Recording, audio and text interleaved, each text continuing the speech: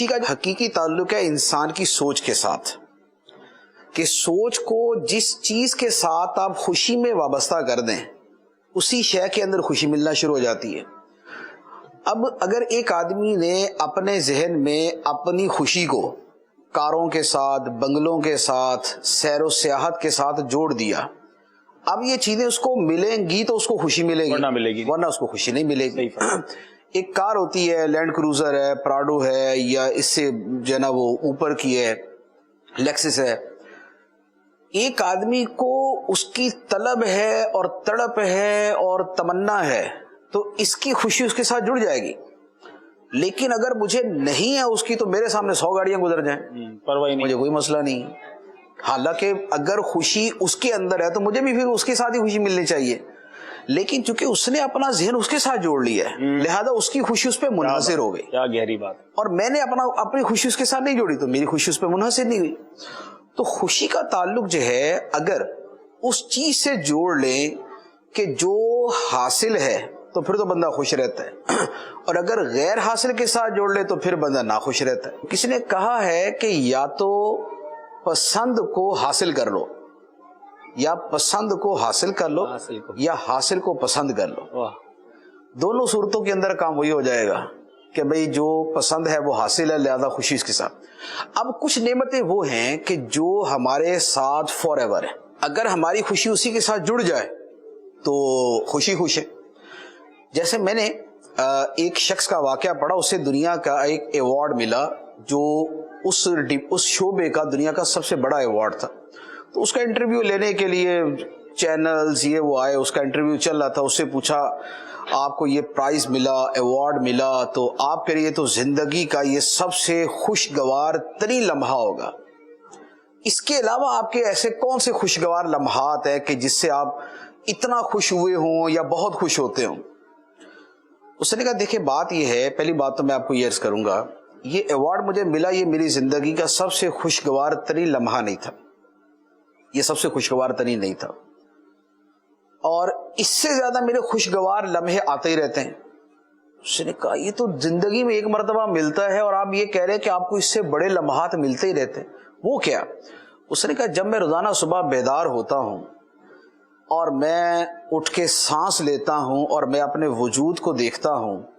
تو مجھے جو نئے دن کا اور اپنی زندگی کا اور اپنی چلتی سانسوں کا احساس ہوتا ہے، مجھے اس سے اتنی خوشی ملتی ہے کہ جتنی خوشی مجھے اس پرائز کے اندر نہیں ملی۔ تو اب خوشی اگر اس کے ساتھ جڑی ہوئی ہو، ہمارے ایک دوست ہیں، ان اتنی غربت کے حالات تو اس سے لیکن خوش بہت، اس سے پوچھا یار آپ اتنے خوش کیوں ہیں؟ اس نے کہا آج اتنے خوش، ایک دن بہت خوش تھے تو میں نے پوچھا آپ اتنے خوش کیوں ہیں آج؟ اس نے کہا مفتی صاحب میں نے ایک لاؤڈ اسپیکر خریدا ہے،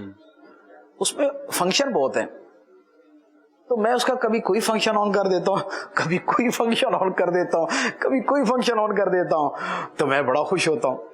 تو بات یہ ہے کہ اپنی خوشی انسان نے کس چیز کے ساتھ جڑی ہوئی ہے؟ اگر خوشی کو جوڑ لیا جائے ایمان کے ساتھ، خدا کی ان نعمتوں کے ساتھ کہ جو انسان کے ساتھ ہر وقت موجود ہیں،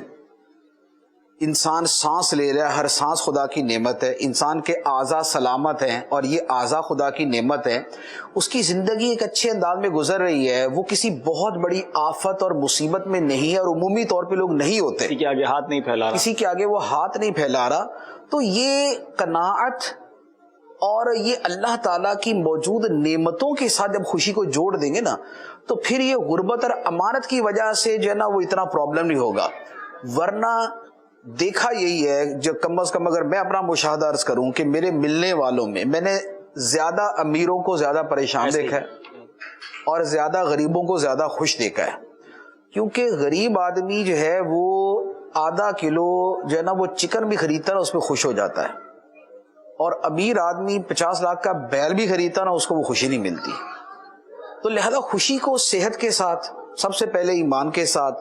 پھر خدا کی نعمتوں میں نعمت عافیت کے ساتھ، نعمت صحت کے ساتھ، نعمت حیات کے ساتھ، نعمت سلامتی اعضاء کے ساتھ، نعمت خاندان کے ساتھ، نعمت اولاد کے ساتھ، یہ جو ساری نعمتیں حاصل ہیں اس کے ساتھ جوڑ دیں۔ اور پھر اس کے بعد آگے جو آخرت کا کانسیپٹ ہے کہ وَمَا هَذِهِ الْحَيَاةُ الدُّنْيَا إِلَّا لَهْوٌ وَلَعِبٌ کہ دنیا کی زندگی تو نہیں کھیل کود اور تماشا. تو لہذا کھیل کود اور تماشے میں اتنا بہت کچھ نہ بھی ملا تو کوئی اتنی بڑی ٹینشن نہیں ہے. وَإِنَّ الدَّارَ الْآخِرَةَ لَهِيَ الْحَيَوَانُ آخرت کی زندگی ہی حقیقی زندگی ہے. تو لہذا اگر کسی کو مسافر خانے میں تو بہت زیادہ سہولتیں نہیں ملی لیکن یہ پتا ہے کہ منزل پہ جا کے بڑی سہولتیں ہیں اور بہترین رہائش ہے. یہاں پر راستے میں چلے ہم نے وہ اکانومی میں سفر کیا لیکن آگے سوئٹزرلینڈ ہی جانا ہے تو اب وہاں کا جا کے ایک بھی وہاں تو نعمتیں ہیں وہاں تو راحتیں ملیں گی. تو منزل کی راحتیں جو ہیں یہ مسافر خانے کی راحتوں سے زیادہ جو ہے وہ دائمی بھی ہوتی ہیں, خوشی کا باعث بھی ہوتی ہیں. تو تھوڑا سا آخرت والا کانسیپٹ ہو نا تو اس سے یہ پھر غربت امارت والا اتنا احساس باقی نہیں رہتا.